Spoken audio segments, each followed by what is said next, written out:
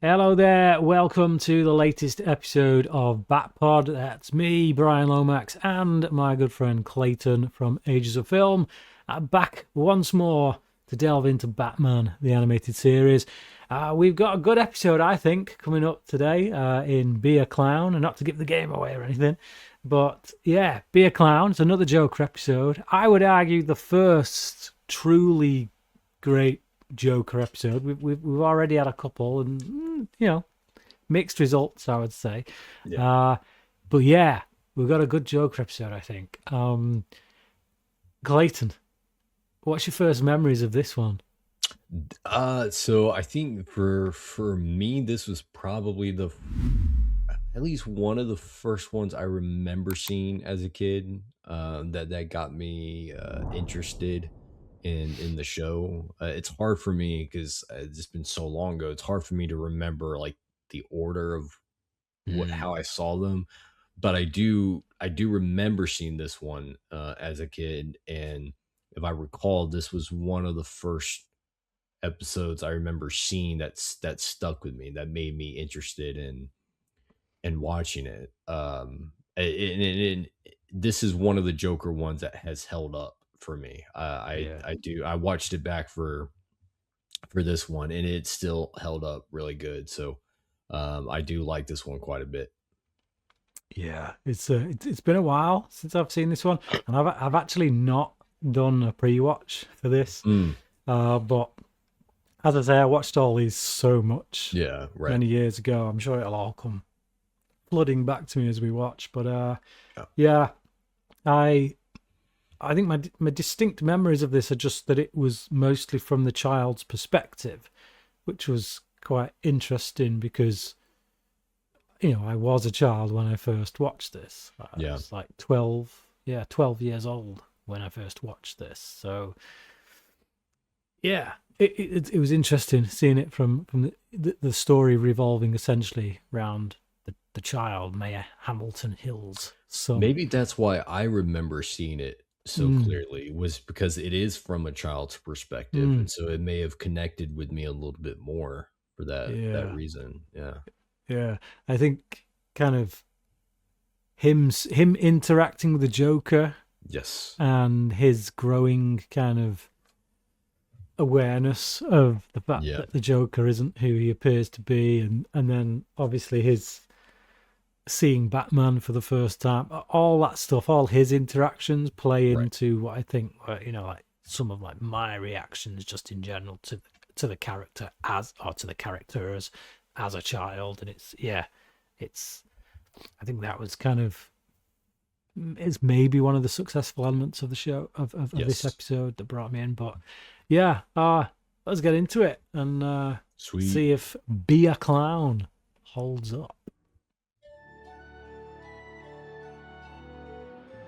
I mean, just the title card there is rather frightening. I mean, you just seeing Joker with a kid, you're like, not good. How ineffectual is Mayor Hamilton Hill? Seriously, dude. We gotta have a talk with our boy here, man. Oh, man. You've not seen Batman Beyond, have you? No, not There's really.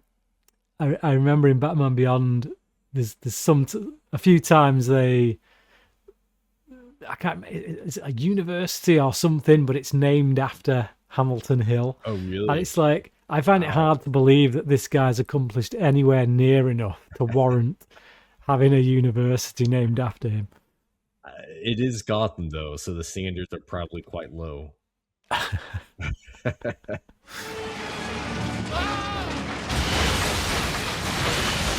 It just seems like every time he's in an episode, Something's going wrong. something's going wrong. Yeah. Yeah, he's never doing anything productive.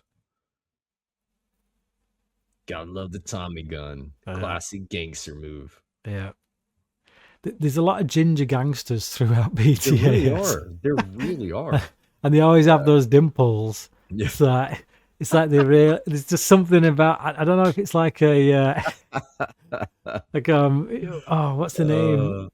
what's the It's name? like what There's like stereotyping gingers, dude. yeah, but there was like a famous gangster, wasn't there? There's a you know, the Yeah, Tommy yeah, gun wielding that type. I can't remember yeah, the names of them, but yeah. just yeah, ginger, dimples, Tommy gun, Yep. grey suit. Right. Do you include Batman in those rotten apples, Mayor? Absolutely. He and criminals like the Joker are cut from the same cloth. What? I loved how Joker thinks he's like a stylish guy. It's bizarre though, because like I expect Harley Quinn in this scene, and obviously Yeah. she doesn't come in till I think it was Season 2, I think. I think it is actually season 1, but it's when it's the episode of the Joker's Favor. So I think it was Joker's Favor where she was season first 1 though? Introduced. Yeah, pretty sure it is. Okay. Huh. I could be wrong, but I was fairly Okay. sure it was. But yeah, it's just like when I see these scenes now, when Joker's he's essentially talking to himself in a mirror. Yeah. And it still works because it's Joker. Right, He's crazy, so you can get away with it. But having those scenes play out where you've got Harley, who's just as equally as crazy as him, and then you have this, he's got someone to bounce off in those sequences. I feel like maybe that's why they brought Harley into it. We need to create. We can't just keep having him talk to these dim-witted, ginger, dimpled gangsters. We just It's just not the same. They're not going to receive his dialogue the same as someone who's equally, crazy off as him. balance. Yeah. I do like the idea that Joker comes up with this plan to take out the mayor just because he was insulted about being compared to Batman. Like that's all it takes to set Joker off. Yeah, it's just thought of the day, isn't it? Yeah, he's got nothing else to do with his life other than cause mayhem, and it's just any excuse will do. Yeah, he was literally just sitting in his chair, and then just that one line sets him off. And there's something quite funny about the fact that Joker disguises himself as a clown. As a clown. Yeah. Yep. Now there was a ham.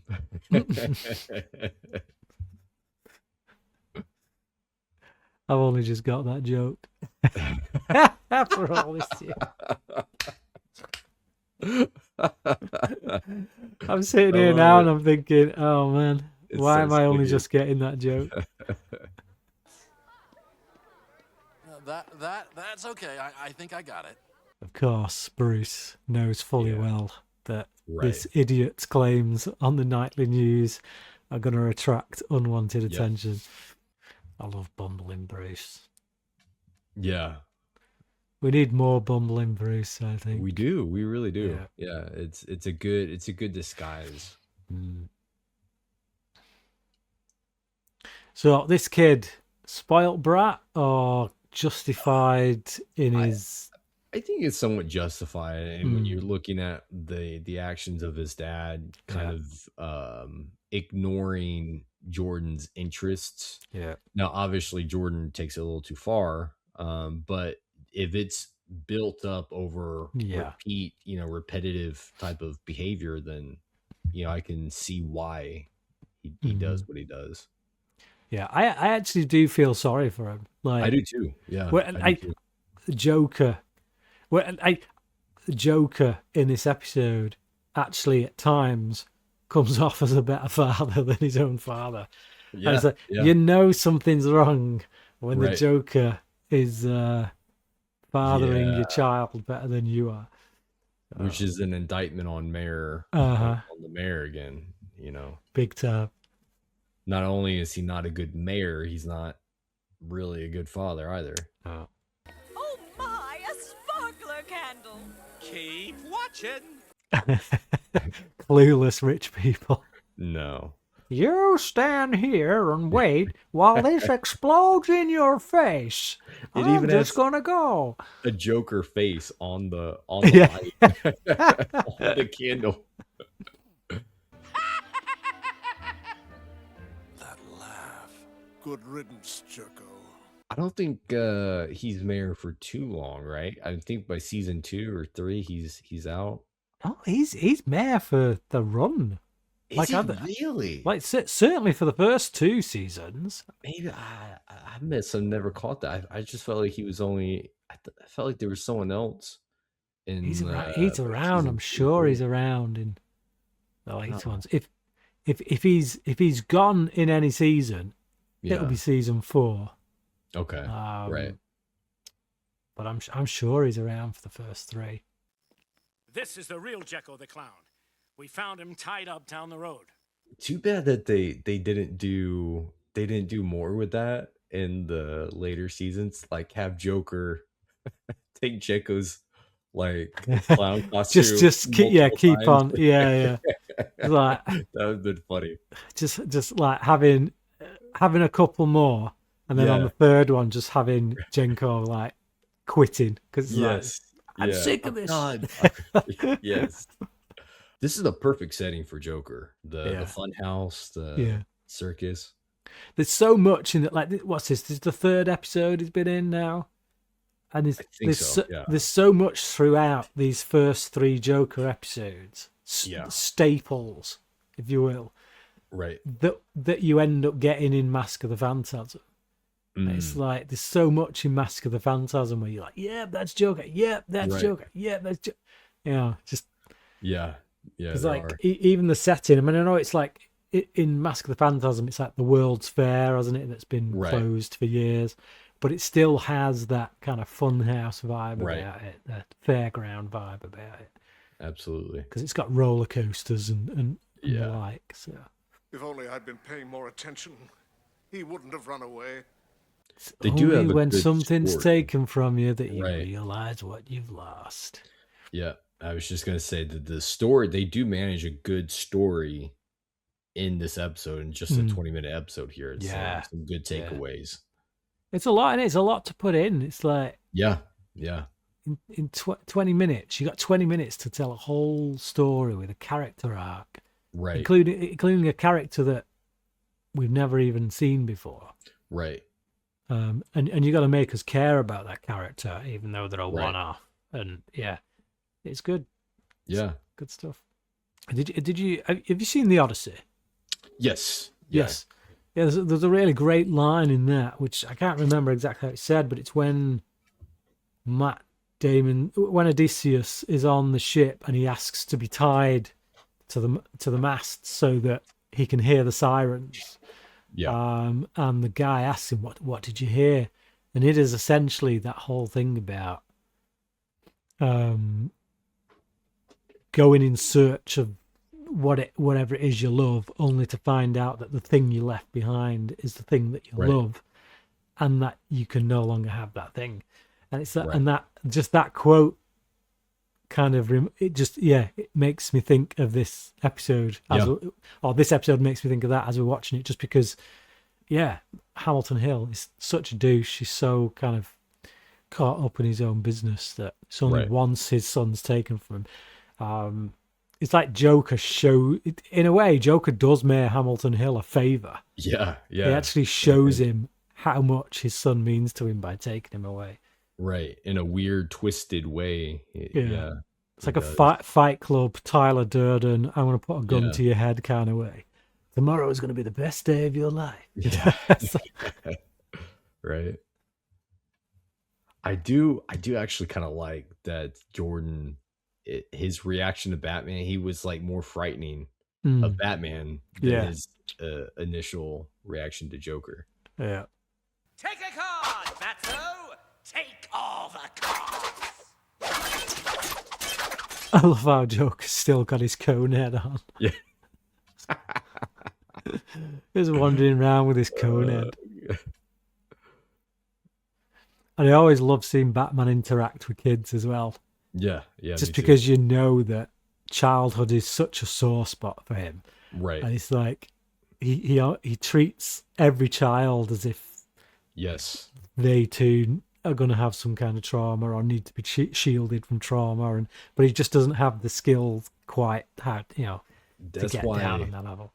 the two scenes in The Batman hit the hardest were the two scenes with kids. The one towards the beginning when he makes eye contact with the mayor's son, and then towards the end when the kid touches him on the arm. Yeah. Great stuff. His fate is not for us to decide. Makes me think of Big with Tom Hanks. Yeah, it's a good call. Yeah. Or Batman Forever.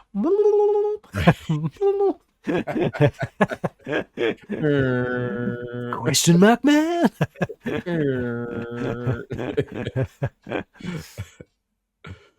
Oh man, say what you want about Batman Forever, but I love Jim Carrey in that movie. Dude, it is entertaining. Yeah. He makes it fun. I do feel like Batman should have known Joker enough to at least go in with somewhat of a plan here. Like he's stepping on Joker's playground. I feel like he should have had something up his sleeve here. But I mean, Joker, he really could have had Batman here in this one, but Jordan kind of saves him. Yeah. Or does he? It's like right. Yeah, given what we've discussed is one of the previous two, there is that notion that ultimately Joker could have him at any time. But True. Chooses not to let the game play out just a little bit longer. Right. That's one thing I loved about The Man Who Killed Batman. Is Joker's like actually sad and depressed that he thinks Batman's dead. Yeah. The man who killed the Batman. He can't get out. What's the trick? That's just it. There is no trick. I love how he spits in Jordan's face. This is popcorn. Just chewing his popcorn. He's like, in his face. I love it. And that he ripped the mask off, and it's the same face essentially. It's barely any change. It's just cracking. He's disguised himself as this clown. He rips the face off. It's no different. Yeah. I do like the freak show in the background. I like how that's kind of symbolic for Joker. All right, Joker. Get ready for a little bat magic. Little bat magic. I feel like that was a little 60s dialogue there. Holy bat magic, Batman. See, what I love about this one is it's much more intimate. The Joker's plan is a lot more grounded. He uses things that are believable.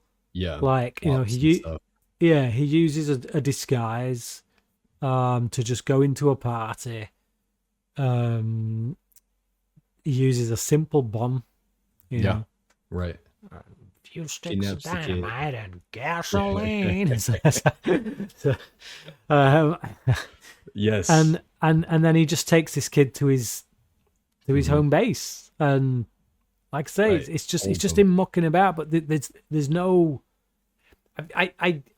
I prefer Joker episodes like this, where it's a lot more grounded, where I feel like, okay, I can buy what he's doing. I can buy the challenge that Batman's up against. There's not tanks going through the city.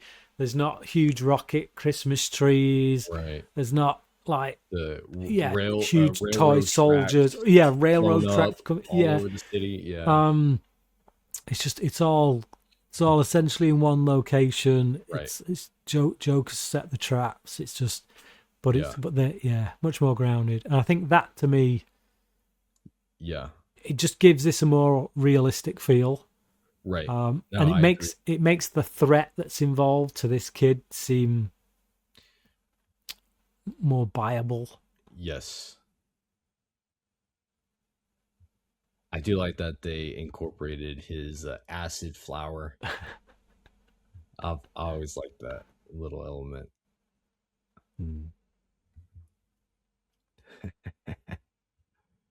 That's the first time Batman's let him fall. I just realized that. Like he saved him in the acid over the acid in Christmas Joker. He saved him from the acid the second time, but this one he just let him fall. Riding a roller coaster with Batman would be fun. Yeah. See, that's like the locomotive that goes over the bridge, but it's much more scaled down. Right. Yeah. Things always have to, we've said this, they always have to end with things blowing up or getting destroyed. Yeah. I mean, look how ineffectual he is. He's just sitting there He's at not the doing aftermath anything. of his party, Yeah. tapping a wand on a hat, waiting for someone else to save his son. It's like, get your ass out there, man. Yes. You're the mayor. This is your son. Get out there and do something. You should be leading the charge with the police everywhere. Now, do you ground the kid after the hug? That's the question. I'm not a dad, so I can't speak, but no, you let it go. Yeah, but okay. Yeah, there you go. There we go. Be a clown. Let's be a clown. Final thoughts on Be a Clown. I like it, man. It still holds up. I thought they made some really good adjustments for the Joker in this one. As you mentioned, kind of bringing the threat down some, or not the threat, but the scale down some to be more believable. I like that they made the threat of Joker more personal too. Instead of just him against Batman, when you can put him up against someone who truly is vulnerable. There's no one more vulnerable than a child. Put him up against someone that's truly vulnerable. It I think maximizes the threat even greater. You feel that threat when you see how just psychotic Joker is. Knowing that, you genuinely feel that tension for Jordan throughout the episode, because you know how unpredictable Joker is. You never know what he's going to do. And then the story, I liked the story because it had something to say that I felt was worth following. Introduced a couple new characters. It wasn't as Batman focused, but I don't think it needed to be. I think it was more focused on just telling a good story with a genuine threat that also fit the story that they were telling well too. So I really like this one. I would probably a little biased because Joker is my favorite villain, but I'd probably put this one as like a 4.5 for me. I'm gonna go with 4. I think I would say it's the first very good Joker episode, but it's still not quite top tier Joker episode. I do think they learn from this one though, actually this idea of getting Joker going up against one person that Batman then has to protect, and having that person be a solid character in their own right. I think they learn from that. So when you look at like other episodes like Joker's Favor, you get some schlub who's just like, Joker decides, you'll do. I'm gonna pick on you, and it's like, and they make that work. And again, the man who killed Batman, even though Joker he's not in all of that episode. He's, again, it hinges on him kind of coming up against or coming down on a character that they've decided we're gonna let this person be the main character of the week and see how Batman and the Joker affects their lives. So it's very good. It's very solid. It's 4 out of 5. It doesn't quite have many. It doesn't have like some of your like those other episodes you can remember.